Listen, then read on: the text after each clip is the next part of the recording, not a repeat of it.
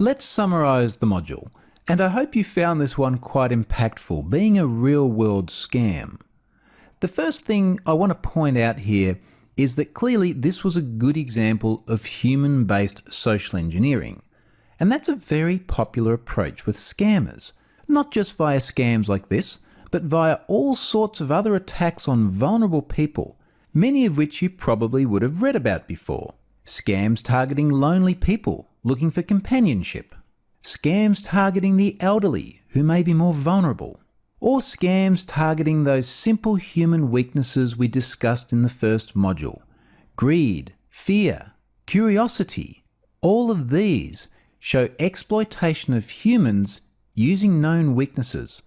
And when we go through and objectively analyse a scam like we've just done in this module, you start to see all the patterns. So think about this the next time you read about a scam or see a phishing email.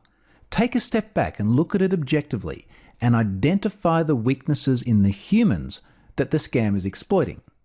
Recognizing those common patterns will help you, as an ethical hacker, both engage in social engineering and also help prevent people falling victim to it.